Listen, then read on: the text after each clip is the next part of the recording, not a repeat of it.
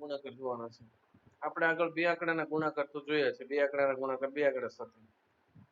અહીંયા તમે જોઈ શકો છો.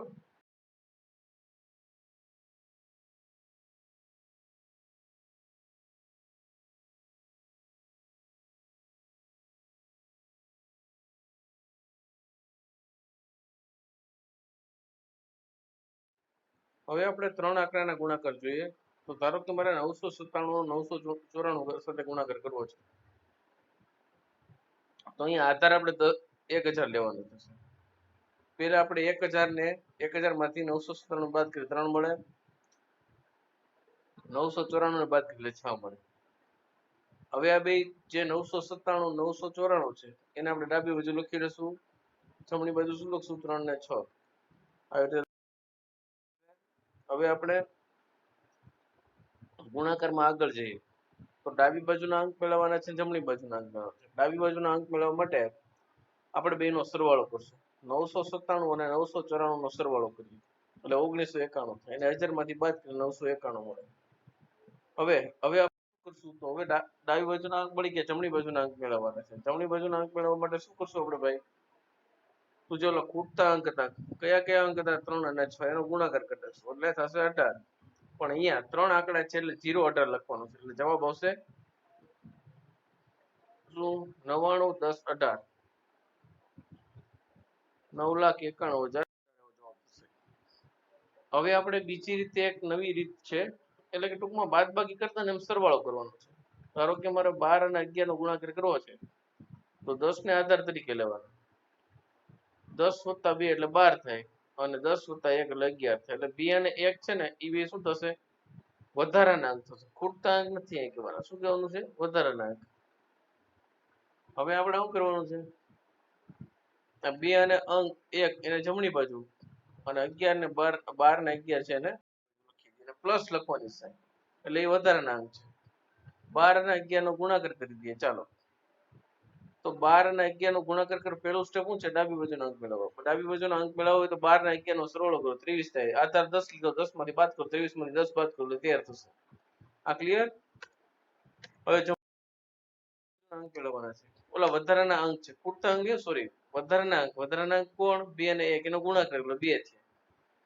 અવળું 13 આવ્યું હતું અને 2 એટલે આપણો જવાબ મળી ગયો શું? 132.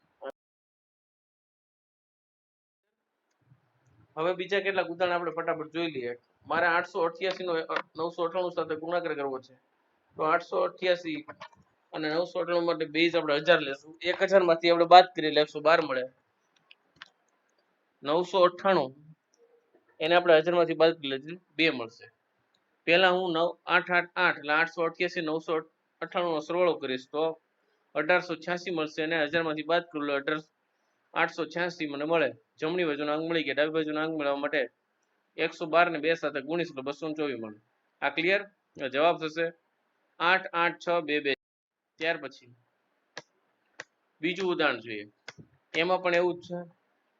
આ ક્લિયર? અહીંયા આંકડા છે પ્રમાણે 0 તમારે આગળ લખવા.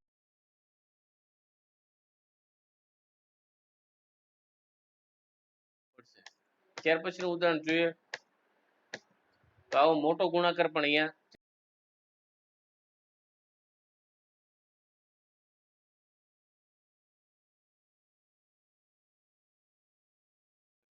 ઇઝીલી. ચોથું છે એ સરવાળા માટે લઈ શકે, સરવાળા દ્વારા આપણે ગુણાકાર કરી શકીએ છીએ. ત્યાર પછી